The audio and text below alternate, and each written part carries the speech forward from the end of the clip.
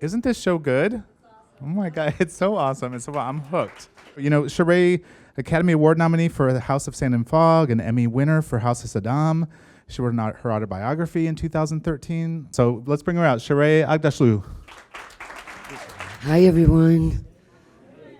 Don't you love that voice? Yes, that's what he just said. Thank you.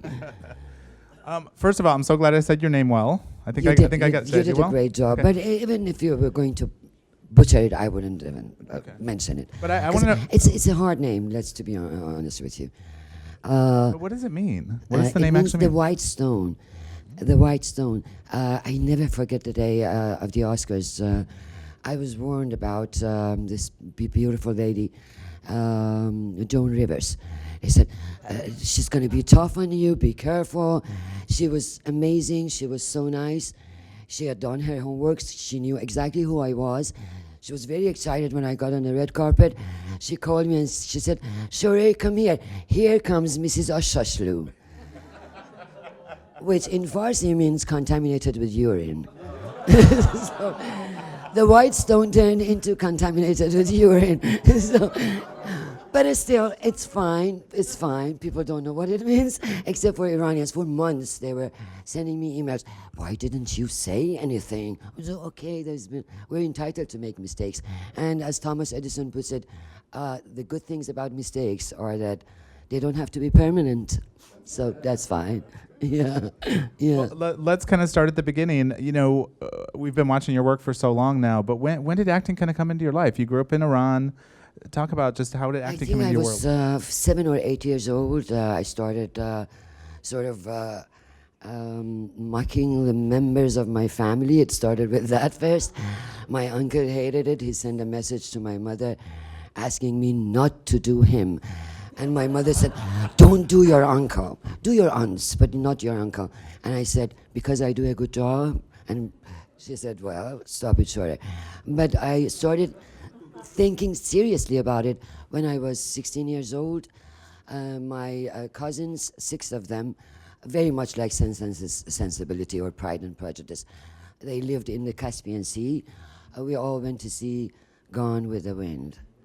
We got out and I told my mother, I said, I am going to become an actress and I want to do meaningful films. And she said, not under our roof. And she was right. I had to get married first. But yeah, that's how. Okay, always. Since I got to know myself, 7, 8, 9 years old, I knew that I wanted to act. Okay. And I'm guessing along the way the parents came around and they were very happy with what your job choice was. After I became successful, yes. But for the first 2 years, they gave me hell on earth. They're like, okay, now she's doing... And now I understand. Now I understand why. They were worried. They were worried that their little girl, 18 years old, is going to get lost in the industry without, Then they didn't know that I had the talent. Now I know. Now they know. Well, and let's talk about your voice, because I know you hear about it all the time, and that's one of the things we just remember you for. It's such a distinct voice. When did you kind of know that, like, this voice was kind of always? My mother's voice is the same, except that I love it. She hated it, because whoever called our home thought that she was my father and said, "Hello, sir, can we talk to her?" And she goes, "This is Mrs. Vaziri," and I'm like, "Okay." But I enjoyed it because I'm a stage actress. But there's still a huge difference between my mother's voice and I had no idea as to why. Last year I was doing a TV series in Chicago, and the sound man, very nice man, he said, "Oh, you have one of those rare voices." And I said, "What about my voice?" He said, "These voices, they come from 2 places, head and also diaphragm. That's why it feels like when I talk, it feels like it's coming out of a mansion, because it resonates from 2 places." I had no idea up until last year. I had to become an old lady first and then learn. We're learning things tonight. I like that. I like it. Yeah. Well, tell me, you've done stage, you've done film, you've done TV. What came first, and do they seem different to you, each of those mediums? Theater came first because I started with a drama workshop of Tehran, and my first play was The Narrow Road to the Deep North by Edward Bond. I portrayed the British queen in Japan at the time of the when the Brits took over Japan, and I was only 19 years old, so you can imagine. Sort of lost the train of my thought when I thought I was young then. Started with theater and did a couple of plays. Then Abbas Kiarostami came to see one of my plays. It was by Mishima, Madame Aoi by Mishima. He loved it and he invited me to dinner, and then he told me about his story and I loved it. That was my first film with Kiarostami. And right after that, I was invited to do a TV series in Iran, which I managed to do only 2 episodes. After that, I left Iran. Whether it makes a difference for me whether I'm acting on stage or for TV camera or movie camera, no, there is no difference for me. I act for the sake of acting, not the medium. And to be honest with you, I get my energy off of the people who are on the stage filming. Even if when I'm not in theater, I get the energy from the people who are surrounding me, directors, cinematographer, people who are on the set. I play for them, just as I was 7 years old and was playing for my family. Was the aspiration always to make it to Hollywood or in the States, or that just kind of happened for you? I was pretty ambitious. When I was in Iran, we watched Oscars year after year, of course.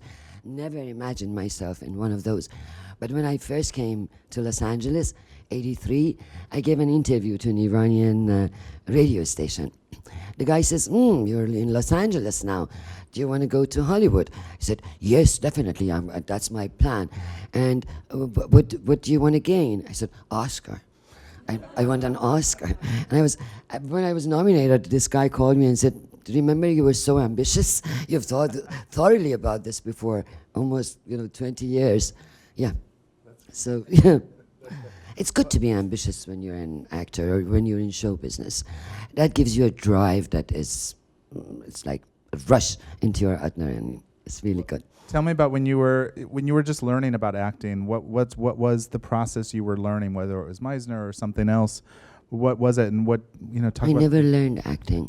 I started right away at the drama workshop of Tehran with my first play, Narrow Road to the Deep North, and I had an amazing director to work with, Maryam Bental, half British, half Iranian.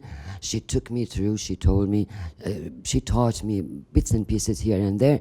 And right after that, I was hired for another play and another play. In 4 years, I really learned acting from my directors, the ones that I worked with. And I learned a lot from Kiarostami, because he was the one who taught me the non-acting school. That don't act, just deliver the lines, be yourself. Yeah. Oh, that's great. Yeah.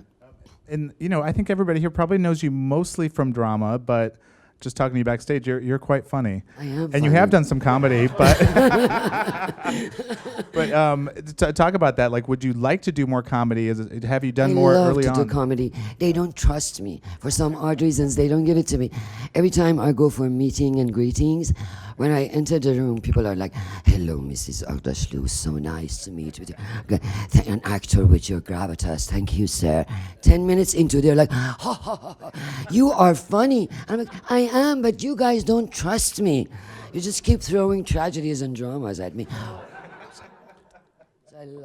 Which I love to do. Acting is acting. So. That's right. Well, maybe somebody will see this. To remind you, comedy is a lot harder. I've done comedies on the stage, in theater, a lot, for almost 10 years. Comedies are a lot harder than tragedies and dramas for their actors. In terms of your career, when did you kind of sit back and go, oh, I think this is going to work. This career is going to work for me. I don't know if it was before the nomination. When was it? You went back in Iran when I started? Yeah, whenever it was. At one point, when the revolution started, I thought, this is it. This is for me. And there's no place for an outspoken young actress like myself in Iran. I'm going to go to the UK, study, get myself educated, and start working, whatever I can do.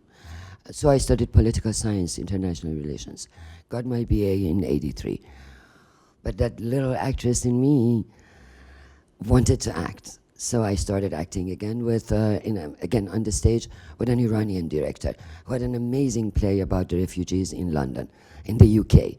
So I never had a chance to sort of sit back and think thoroughly about it, no. When you join a project, whether, and we can talk about The Expanse or any project, what kind of conversations do you like to have with the writer, the director, or the producers about the character and about what the project's going to be? Because early on, you don't always know what's going to end up in us watching. Well, first off, I have to read the script a couple of times, not just once or twice. I read it thoroughly a couple of times. If there is anything that I have a feeling that the director or writer can do for me, I will ask for it. If I myself realize that, no, there is no way that we could interfere with this dialogue or with this relationship, I wouldn't even mention it. And I would take my time. I would contact them way before the shooting. That's why I usually don't like to work with actors who start quarreling right on the stage and start, they're like, let's talk about my role here. No, we don't have that luxury now. I'm sorry. The rain is about to start and I don't feel like saying this. When I hear these words, I can't believe myself. And I'm like, you're here. I remember, who was it, Transtomp, who asked Fellini, he said, what's my motivation here? And Fellini looked at him and he said, the check I give you. So, yeah, if I think that what I'm saying will make the piece better, I will suggest it. Otherwise, I will shut up. Well, talk about The Expanse. How did that come into your life, and what kind of conversations did you have with the writers and the creators? When you I was stepped in? approached by one of my favorite writers of all times, Hawk Ashby, one of the writers of Children of Men and Iron Man, Hawk Ashby and Mark Fergus. We met 10 years ago in Santa Barbara. After a couple of nights, it was at the film festival, they said, we're going to write for you. And I said, by all means, whenever you're ready, I will join the board. He called me from Yellowstone and he said, I'm here with my wife and children. We're having a vacation. I just heard from Syfy that we've been picked up and we want you. Would you like to read it? I said, no, I don't need to read it. Send it over. I'll do it. Yeah. That's how much I trust them and I love them. And yeah, I believe in their penmanship so much. Yeah. Yeah, love them. Yeah. Well, we've seen you play so many different roles, whether it's wife, mother, and this is a very kind of authoritative person. Talk about what you need to know about her motivation and her backstory, even if we don't always get to know it, the audience. But how much do you need to really flesh out the character before you start shooting? There are, fictional characters, non-fictional characters, and science fictional characters. There's a huge difference between each and every one of them. Those who are non-fictional have either lived, existed, or have left remarks or marks in the world. I have to do a thorough research. Sometimes the resources are very limited, such as in the Nativity. I was portraying Saint Elizabeth, and I wanted to learn more about her, but I could only find a couple of pages in the Bible. That's why I went to the Gospel of John, and I'm so happy I did that, because I came across one of my favorite lines of all times. It says, if you stay with the God, don't go to the darkness. Stay with the light. Don't go to the darkness. So I thought, this is the son of the lady. Most probably the lady taught her. So I do my thorough research. If it's fictional, I have to create a background for her. I sit down, write a page, like she was 10 years old when she left her country. She went to Lebanon. I even, specifically write down all the cities, all the countries, the university or that she might have studied at. I make up a story, a background for her, and then I go to different magazines like Vogue, whatever, People magazine, whatever I can lay my fingers on, and I would tear up the pages that I think is close to this character. this is this character's bedroom, this is this character's bathroom, this is how this character dresses herself. And I never forget, and I turned them into a huge resume. Once I was sitting in my room going through this while shooting. The director came in, looked at it and said, "What is this?" I said, "This is the character's background, this is her bedroom, this is..." He came across the cologne and said, "Burberry, Shohreh? She wears Burberry?" I said, "Yes." He goes, "Why?" I said, "Because she's a square." He said, "Okay." Yeah. Yeah. Was it easier with something like House of Saddam because it was very contemporary? So I'm guessing you probably had a lot of Actually, it's information. not easier, because when people have no idea who this character is, you can start from scratch and use as much imagination as you want to. That's actors love. They love to have, as much imagination as possible at their disposal. But with the ones that people know, it's really hard. I did a thorough research on her. I watched clips of her and her children attending public parties, public events, and the two things that I noticed about her, and it made me very confident every time I was portraying her, was the fact that one thing, when she stands apart. She stands like this, with her feet, with her legs apart. Second, always one of her fist, is to the front, and the other one is just laid on her lap. So, and I'm thinking, why? Why is this happening here? Why is she, standing up like this? Then I noticed that she was Saddam's cousin. And she and her brother and Saddam were the three musketeers. She never wore shoes until she was 14 years old. They run through the forest, through the, and the streets, playing with each other. And therefore, every time she wears shoes, she's uncomfortable, especially shoes with heels. That's why she has to, with her leg apart, to have the control on how she's standing. Yeah, it's scarier when people know the characters. You're hoping that you're doing a good job. And thank God, a couple of months later, I met with a daf player. Daf is a Persian instrument, round, sort of. It looks like drum, but it's you can play it. I saw a daf player, and he said, "You did a great job with Sajida." I said, "How come?" He said, "I play for her in Kurdistan." Apparently, Saddam's wife lives in Kurdistan now. And I said, "Why? Did you ask her why?" He said, "No, I didn't know." I said, "Next time when you meet her, please ask her." A couple of months later or a year later, he got back to me and he said, "I asked her." And I said, "What did she say?" He said that Sajida said that I liked her portrayal of me because she played me with class. I said, it's a great compliment, absolutely. Yeah. So yeah, but it's scarier when people know that. Okay, so playing somebody like Christian in the Expanse, because she is in the government, she has some power. How does that influence your performance? Whether it is how you stand or how you address people? Absolutely. When I first started reading about her, and we all know that these TV series are based on best-selling novels by James S.A. Corey, same name, The Expanse. My character is in the second book. It's not even in the first book. But because of the fact that the writers, directors wanted to have me in the first season, they decided to borrow bits and pieces from other novels and bring me into the very first one. But she really starts in the second book. Chapter 5, Avasarala. It starts like this. She is under Deputy Secretary of the United Nations. But believe me, her knowledge exceeds her title. She knows everybody's names at the United Nations, everybody's psychological profiles, pay rates.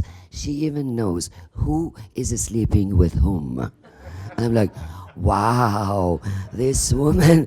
And she's coming from a tribe of politicians. Her grandparents have been politicians. So I thought, oh my God, I have big shoes, to fill in. And that's why, and I was left alone to sort of create the character from scratch. Nobody was telling me anything. So I started reading it, walking in my backyard, pacing back and forth, just like my German Shepherd dog, thinking with my proud ears, and thinking, how am I going to portray this character, this amazing politician? And then, of course, I started with my role models, Indira Gandhi, right after that, Benazir Bhutto, and then, of course, Margaret Thatcher. I know some people don't like her, but I personally love her. I think she was an amazing politician, and that brought me to Madeleine Albright. The two ladies share a common thing. They both wear brooches. And their brooches, there are books about their brooches, both of them. And when they wear a brooch, they mean something. For example, when Thatcher went to the United Nations right before the Falkland War, she wore a brooch. Two swords met with one another right in the middle, meaning I'm ready for the war. I'm not afraid of the Falkland War. So Madeleine Albright, they were all, sitting around me, talking to me, and of course, Secretary Clinton I'm looking at Secretary Clinton, I'm like, of course. All of a sudden I notice, okay, physically, I know what I'm gonna do. It's time to breathe life into this character. That's how. And when our designer and I love working with her because it's a sort of, we work together.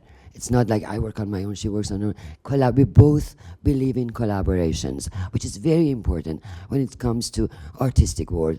I am not Van Gogh or Gauguin sitting in my home painting. This is a teamwork. And if I don't understand the meaning of it all, it's gonna end really badly. So we talked, and she told me that she'd like to, that actually it's in the book, that she's wearing saris, with different, styles. And she put a sari on me and she said, now what sort of shoes do you want? I said, Martin Duck's boots. She goes, Martin Duck, why? I said, because Christian is a soldier. She's a soldier. I need those boots to walk like a soldier, not just a politician. So you had to say in the costumes, because I was noticing them, having binged a bunch of the episodes, your costumes are amazing, even in this episode. I love them, yeah. That's good. Yeah. Well, let's talk about this episode a little bit. This is the 7th episode. It actually airs next week, but it's such a good episode for you.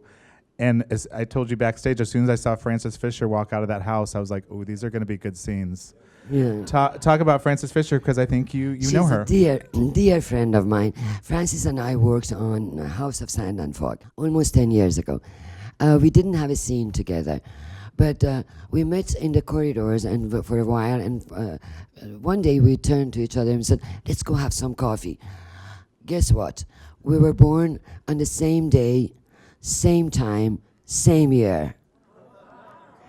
I was born in Iran at 6:30 a.m. She was born in the UK, London, at 12:30 p.m. The time difference between Iran and UK is 6 hours. So we were born. And as of then, we're like sisters. We call each other sis. When she was invited to do this role, I was dying of happiness. I called her and I said, sis, I cannot tell you how happy I am. Finally, we get to work with each other. And please stay with me. Don't go to a hotel or anywhere else.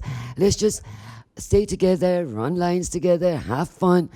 Guess what? We ended up shouting our lines at 1 a.m. And my neighbors, I said, the neighbors are going to, and Toronto is like New York, small apartments. And I'm like, we're shouting our lines out. Then we do Meisner.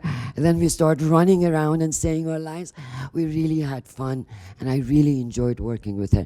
She's an amazing actress. What would you say over the course of these years, what have you learned from each other?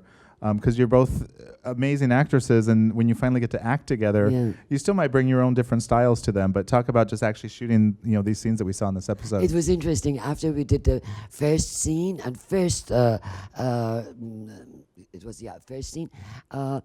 We went for a cup of coffee, and she looked at me and she goes, while we were rehearsing, I didn't notice that, but as soon as the camera turned on, you were half a meter taller. He said, well, that's Avasarala, it's not me. I'm your sis. That's Avasarala. Yeah, we had fun. When the scenes first started, the first thing I was thinking that on the surface they seem like very different characters, but then I feel like maybe they weren't as different as I originally thought. Did you think about that at all? They are the same, actually. They're all that. Actually, there are 8 of us who's responsible for this young man. He is our son, not just Francis's son or my son or George's son. He's our son. Later on, you're going to find out how. That's the Stephen Strait character, Jim. Yes. Who we see in there. Yes. That's wonderful. Well, tell me what we learned about your character in those scenes, because you have to kind of soften her up a little bit, and I feel like the way to do that is for you two to get a little intimate as far as just talking on each other's level and trying, you want something from her at the end of the day. What I love about this scene is that we see Avasarala at her most human position possible of all.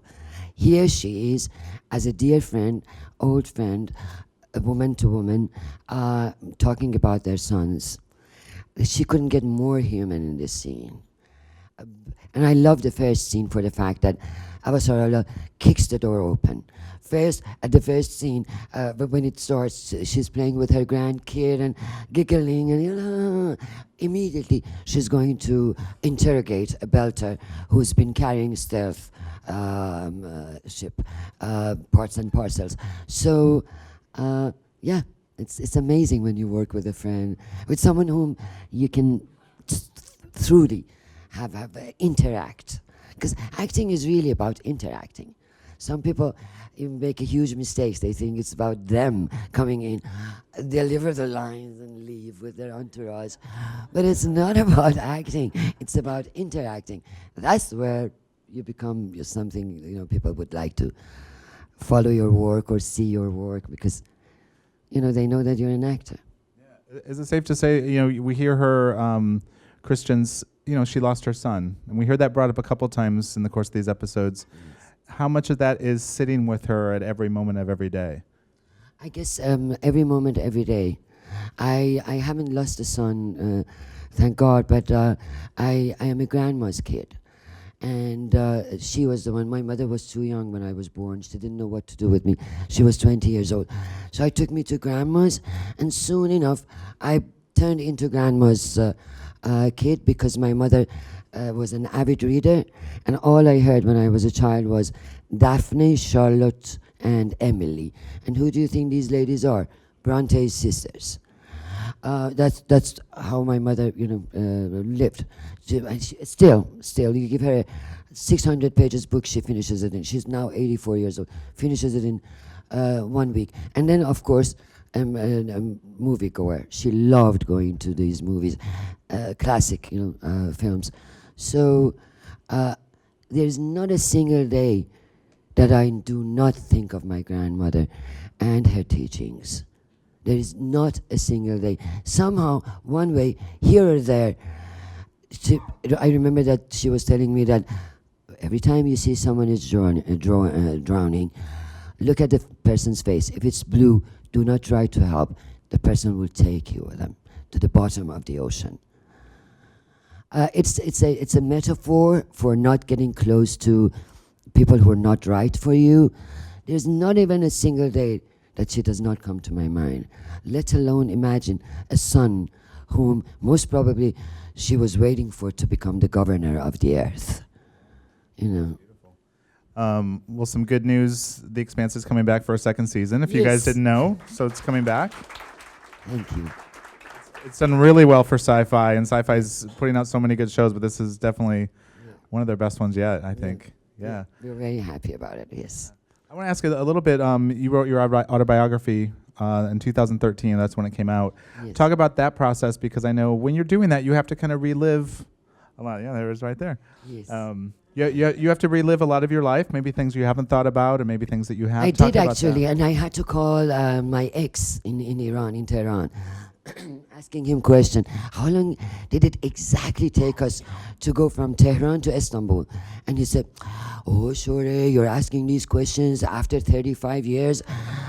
How can I remember? Make up something. I said, come on, yalla. This is not science fiction. This is not fiction. This is real for real. I don't want to say it took us 5 days to get to Istanbul, as though in reality it takes only 24 hours. So I had to do a lot of research on my own background and past in Tehran and Iran. And basically, when HarperCollins suggested that they would like to publish this, they suggested that I should get a ghostwriter. And I started with the ghostwriter. I sent the first chapter to the ghostwriter. She did an amazing job. When the first chapter got back to me, I was like, oh, wow, this is amazing. This is beautiful. The command in the language. But then I thought, but it doesn't have my voice in it. It's about my voice. I'm writing this for my American friends, for this amazing society that has accepted us and has been taking care of us. I want them to know who we are, where we're coming from, what sort of a people we are, what kind of life we have had in the past. So it has to have my voice. And I was about to go to the UK and portray Bernardo Alba in the house of Bernardo Alba on the stage. 2 months rehearsals, 2.5 months of performances, 4.5 months. And when I'm working, because I'm a method actor, I'd rather not to get myself involved with another project. It took me, to cut the story short, it took me 2.5 years to write it myself, and I finally did it.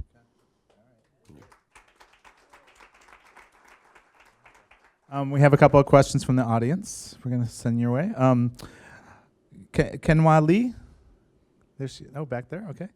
Wants to know, do you perceive the environment is shifting in a positive direction towards writing roles for women of Persian and Middle Eastern descent, beyond the recent stereotypical terrorists? It's not just the Persian and Middle Easterners.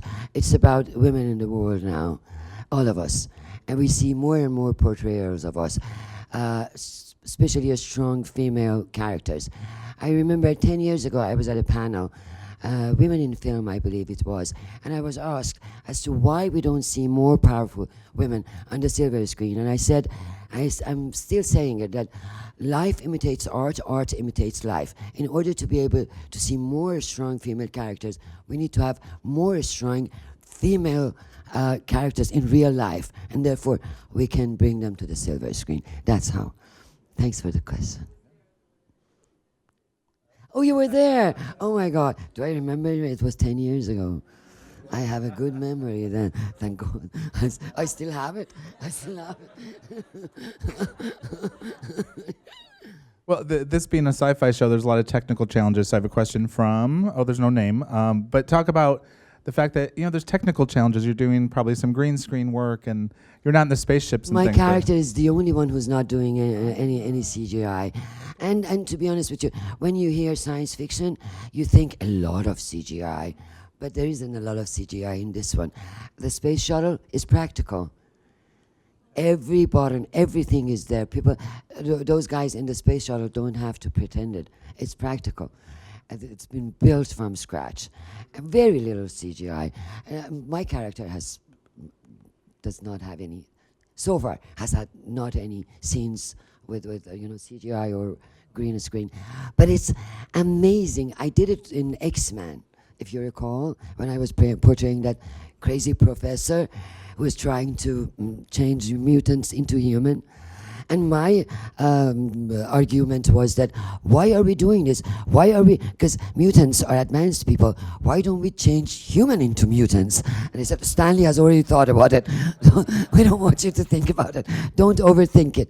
But it's a hard one. With the green curtain, they took me there, they sat me on a pedestal, and they said, here you are. There are 300 reporters in front of you. Alcatraz is to your left, and there are the caucus on your right, and your boss is standing right behind your back. And literally speaking, nobody was there. It was just me. And I had the ball of my life, because I love using my imagination when it comes to acting. I'm like, okay, there is Alcatraz. ladies and gentlemen, and I took it from there, and I enjoyed it so much that I didn't have to compete with any other actors on the floor. And it just went on and on and on. It's interesting. It could be scary, but if you know what to do with it, it's fun. It's fun. So can you tell everybody where to find The Expanse on Syfy? Syfy, Tuesdays, 7 p.m. Central Time. Thank you so much for everything. Thank you, everybody. 10 p.m. Central Time. Thank you so much. Thank you for being here. I'm thrilled. I'm thrilled and honored to be with you, all of you. Thank you.